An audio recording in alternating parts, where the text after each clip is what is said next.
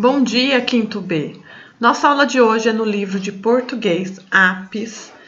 Primeiro a gente vai fazer a gramática, continuação da aula passada, da página 102 a 106. Depois uma revisão de classificação das palavras, que são as palavras oxítonas, paroxítonas e proparoxítonas, da página 71 a 73. Então a gente vai começar da página 102.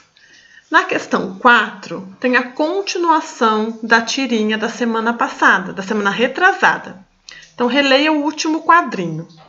Então, na última tirinha que a gente leu, tinha o Horácio fugindo dos vulcões e dos dinossauros. Gases venenosos, perigos que vêm do céu, atropelamentos, destruição. Quando o mundo vai se ver livre dessa selvageria? Que resposta você daria a Horácio para continuar essa tirinha? Aí você vai colocar aqui embaixo. Só que lembre-se, coloca um ponto, coloca travessão, né? Porque é uma fala. Aí você vai colocar início de frase, letra maiúscula. Presta atenção na pontuação, tá? Então faz uma resposta completinha para dar para Horácio para esta pergunta aqui, ó. Questão 5 é um poema, Dona de Casa, de Teresa Noronha. Brincando de manhã cedo, ela imita sua mãezinha. Faz num fogão de brinquedo um café de mentirinha. Então aqui ele mostra as palavras no diminutivo. Mãezinha, mentirinha. Questão A. Que sentimentos podem estar expressos pelos diminutivos destacados? Então, quando ela fala mãezinha, mentirinha, qual sentimento ela quer expressar nesse poema? É igual quando a gente fala assim, ele é tão bonitinho, tão pequenininho. Qual o sentimento que a gente quer expressar com o diminutivo? Aí você coloca aqui embaixo. B. Marque um X nas frases em que a mudança de grau das palavras destacadas expressa ironia, desprezo ou crítica. Então, olha só, a palavra no diminutivo, ela não expressa só carinho, afeto. Tem algumas vezes que expressa ironia, né? A pessoa está sendo irônica. Que bonitinho, esqueceu o livro em casa. Então, a Pro está sendo irônica, né? Tô falando que bonitinho e esqueceu o livro em casa para o dia da aula. A mesma coisa você pode aplicar aqui no 5, no poema. Nesse poema, nesse caso, quando ela fala brincando de manhã cedo, ela imita sua mãezinha. Qual que é o sentimento que mãezinha coloca na frase? É um sentimento de carinho, né? E depois, de mentirinha, qual o sentimento? Então, aqui na B, você vai colocar um X na frase que usa a palavra em diminutivo para expressar ironia, desprezo ou crítica. Que menininho irritante, não para de fazer manha. Era um menininho frágil, mas muito corajoso. Garotão, você não acha que está exagerando na falta de educação? Garotão, você foi show de bola. Então, aqui tem mais de uma resposta. Comparações. Na página 103 tem uma atividade que a gente vai usar comparações. O que são palavras em português que fazem comparações? A comparação é feita ao se criar uma analogia entre dois termos, baseada em semelhanças. Essa analogia deve ter um conector que indique o paralelo que se faz entre os dois elementos. Então, para comparar, a gente compara uma coisa com outra coisa, né? Então, aqui tem 3 exemplos que a Pro fez para vocês. Ela foi rápido feito um trem. Está comparando que a pessoa foi rápido como um trem. Esperava que você fosse curioso como um gato. Então, comparou a curiosidade da pessoa com a curiosidade do gato. O gato quer ver tudo, quer mexer em tudo. O gato é um bichinho curioso. Tal qual uma máquina trabalhou bastante. Então, aqui uma comparação. Tal qual máquina trabalha sem parar, porque máquina não cansa. Então, a pessoa trabalhou igual uma máquina. Grau de intensidade, que a Pro também explicou na última aula. Geralmente as palavras que se referem à intensidade, elas terminam em íssimo ou íssima. E são palavras que podem ser adjetivos ou substantivos. Então, ó, tomei um café amargo. Tomei um café amaríssimo. Ai, ele é meu amicíssimo. Então, aqui tem vários exemplos, ó. Fácil, facílimo, feliz, felicíssimo. Geralmente aqui, ó, quase todas terminam com íssimo. Lindíssimo, belíssimo, tá? E na última aula também teve uma atividade que vocês tinham que comparar duas colunas. A letra A, B e C, com sentido de caracterizar igualdade. O que é igualdade? Quando as duas coisas são iguais. Superioridade, quando uma coisa é melhor ou maior que a outra. E inferioridade, quando uma coisa é menor ou pior que a outra. Tá? Então, vou relembrar esta atividade da aula passada para a gente fazer a atividade desta aula aqui. Então, olha só. O elefante africano é mais pesado do que o elefante asiático. As palavras mais e do que, elas dão sentido de superioridade. Mais que. B. Rinocerontes podem ser menos pesados do que hipopótamos. Menos do que dá sentido de inferioridade. Uma ideia que uma coisa é menos que a outra. E as girafas tão pesadas quanto búfalos. Sentido de igualdade. A girafa é tão pesada quanto o búfalo.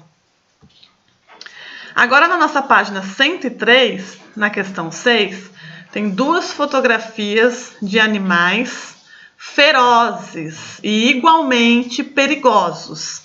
Tanto a sucuri quanto o dragão de Komodo são animais ferozes e perigosos. Então, você vai escrever uma frase que expressa essa igualdade entre os dois animais. Por isso que a Pro colocou de novo esse exemplo aqui. Porque aqui, ó, igualdade, como que a gente pode... Qual palavra que expressa igualdade? Tão e quanto. Aí você vai escrever uma frase aqui. A Pro até já falou na explicação. Se você voltar um pouco o vídeo, você vai ver a resposta. Questão 7. Escreva a palavra que você usaria para apresentar os seguintes adjetivos de modo intenso. Letra A. O peixe de briga é muito belo. É belíssimo. Então, muito belo vira belíssimo. Ele é um menino extremamente inteligente. É tanené. C. O presente que ganhei foi muito caro. Foi. Lembra que as palavras com intensidade terminam em íssimo ou íssima, geralmente mais em íssimo. Então, você vai usar a mesma palavra e mudar a maneira que vai escrever ela. Então, o que a gente viu hoje? Os recursos para caracterizar coisas. Então, a gente já sabe que adjetivos caracterizam coisas. Então, tem os graus das palavras, aumentativo e diminutivo, carrão, carrinho, comparação, tão quanto, que é igualdade, mais do que superioridade e menos do que inferioridade. Adjetivos e locuções adjetivas, bom, enorme, duro, de marfim. Isso foi da outra aula ainda, ó. Intensificação, muito, muito grande, grandíssimo, muito, muito feliz, felicíssimo. Aqui na locução adjetiva, lembra que era assim, ó, carne bovina é a mesma coisa que carne de boi. De boi, locução adjetiva. Bovina, adjetivo. Lembra que a locução adjetiva usa duas palavras para expressar a característica de um substantivo. Página 104. Numerais e usos. Então, a gente também pode usar os numerais em textos em português, não é mesmo? Então, aqui tem um textinho muito bonitinho Você sabia que um cílio dura de 90 a 150 dias, e então cai. Um porco-espinho tem, em média, 30 mil espinhos e é um excelente nadador, porque os espinhos ajudam a flutuar. Então, olha só, a gente usou o numeral 90, 150, 30 mil. Responda as questões escrevendo os números por extenso. Gente, o que é escrever por extenso? 30. Não é 30 número, é 30 escrito em texto, tá? Então, escrever por extenso é escrever o nome do número em texto. Quanto tempo dura um cílios? Vai escrever por extenso. Quantos espinhos um porco-espinho tem em média? Escrever a resposta por extenso. Palavras que indicam quantidade determinada e expressam um número pertencem a uma classe de palavras chamada numeral. Para indicar quantidade exata, usamos numerais cardinais: 5, 10, 80, 9, 20, infinitamente. Para a gente agora, quando é números de posição, primeiro, segundo, terceiro, chama números ordinais. Questão 2. Observe a cena, há 10 coisas estranhas. Agora anote as suas descobertas na ordem que você identificou. Então, qual a primeira coisa estranha? A primeira que a Pro identificou aqui foi a tromba do elefante no chuveiro. Então, você vai colocar assim, a primeira, tromba de elefante no chuveiro. E assim para todas as outras. Aqui, os números estão em forma de ordem. Ó. Primeiro, segundo, terceiro, quarto, quinto, sexto, sétimo, oitavo, nono e décimo. No outro texto, os números estão em forma de numeral. 90, 150, 30. Além de quantidades, alguns numerais podem indicar a ordem dos elementos em uma série. Para indicar ordem, usamos os numerais ordinais, que é o que a Pro falou. Primeiro, primeira, segundo, segunda, terceiro, terceira, quinto ano. Algarismos romanos. Então, em português, a gente também usa os algarismos romanos. Dizem que nas Filipinas, no século XVI, porque o X vale 10, o V vale 5 e o I vale 1, 16. O ioiô pesava 2 quilos e a corda tinha 6 metros. Era usado como uma arma. Albert Einstein, um grande gênio do século XX, teve grandes dificuldades na escola, inclusive na faculdade. Então, esses algarismos são chamados romanos, porque foram criados na Roma Antiga, no século 8 AC, antes de Cristo. Isto é, antes de Cristo. Os algarismos romanos ainda hoje são utilizados para indicar séculos, século 20, século 21, capítulos de livro, capítulo 1, capítulo 3.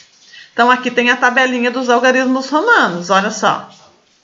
Tá? De 1 até o 20.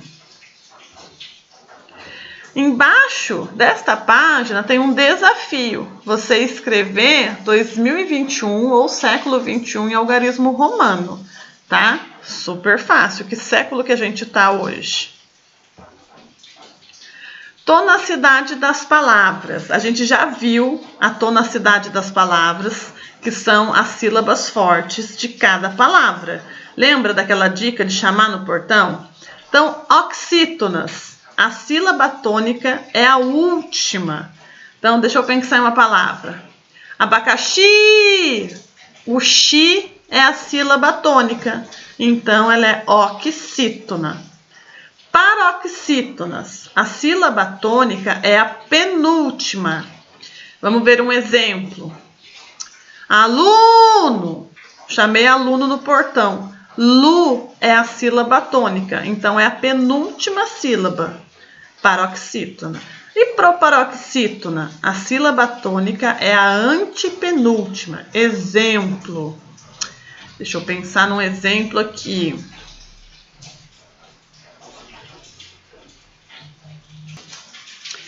Uma palavra proparoxítona. Vítima. Vítima. A sílaba forte é vi. E essa a gente nem precisa chamar a palavra no portão. Vítima. Por quê? Porque o vi tem acento no i. Então, quando a palavra tem acentuação, a sílaba forte é a sílaba que recebe a acentuação. Então, aqui você vai achar 3 exemplos de palavras sua. Não vale copiar esse exemplo da Pro. Tem uma crônica, uma lição inesperada. Você vai fazer a leitura desta crônica. E na sequência, na página 71, você vai fazer um exemplo de cada palavra. Então, na unidade anterior, você estudou que as palavras podem ser classificadas em 3 grupos, quanto à posição das sílabas tônicas. Escreva 3 exemplos para cada grupo. 3 palavras oxítonas, 3 palavras paroxítonas e 3 palavras proparoxítonas. Você pode tirar o exemplo do texto, tá? 2. Há palavras que têm a mesma grafia, a mesma maneira de escrever, mas cujos significados se alteram em razão da posição da sílaba tônica. Ele trabalha em uma fábrica de peças para carros. Não se fabrica mais esse modelo de carro. Então, fábrica e fabrica. Olha só, o que muda? A acentuação, fábrica. Aqui é a sílaba tônica. Fabrica não tem acento. Então, a palavra é quase igual, mas tem significados diferentes. Complete as frases com as palavras entre parênteses. Note, nessas palavras, a posição de sílabas tônicas é diferente. Então, a palavra entre parênteses está aqui, dúvida e duvida. Ela tem uma, tananã, quanto a que roupa usar na festa. Ela, que ele vá à festa. Então, qual palavra que é a certa em cada lacuna? Isso para todos os exemplos, tá bom? Leia com atenção, presta atenção na acentuação das palavras. E a última, questão 3. Para adquirir um alfinete de segurança, o personagem da crônica Comunicação, lá do comecinho do livro, gente, a Pro voltou um pouco, tá? Porque a Pro já tinha passado para vocês palavras oxítonas, paroxítonas e proparoxítonas, mas a Pro voltou agora. A Pro passou no livro do 4º ano, passou no 5º ano e estou revisando com vocês novamente. Pode ter ido a um armarinho, loja em que se vendem produtos de costura e itens de papelaria. Leia o nome de alguns produtos que podem ser vendidos em um armarinho. Então, aqui, alguns produtos já estão pintados de acordo com a classificação. Palavras proparoxítonas, elástico, plástico. Palavras paroxítonas, cadarço, agulha. E palavras oxítonas, grampeador, botão. Agora, você vai continuar pintando as palavras aqui de acordo com essa classificação. Como que você vai saber? Chama a palavra no portão. Primeiro faz as palavras com acentuação. Lápis. Lápis é o quê? Tem acento na primeira sílaba aqui. Ela é proparoxítona, porque as oxítonas é a última sílaba, paroxítona, penúltima sílaba, e proparoxítona, antepenúltima. Então, lápis é proparoxítona, vai pintar de roxinho. Cânhamo, você também já tem acentuação, tá fácil. Viés, tem acentuação em qual sílaba? Tá fácil também. Faz primeiro as palavras com acentuação e depois você faz as palavras sem acento. Vamos ver aqui, fita. Não sei o que é, chama ela no portão. Fita. Fi é a palavra mais forte. Penúltima, paroxítona, tá? E assim vai. B, Observe a quantidade de nomes de produtos que você pintou de cada cor. A que conclusão é possível chegar quanto à posição da sílaba tônica nas palavras da língua portuguesa? Então, aqui tem mais palavras o quê? Paroxítonas, proparoxítonas ou oxítonas. Na maioria das palavras, a sílaba mais forte fica em qual posição? Na última sílaba, na penúltima sílaba ou na antepenúltima sílaba? E por hoje são essas as nossas atividades de português, tá bom? A Pro tá no Meet das 7h50 ao meio-dia, com intervalo às 10h20.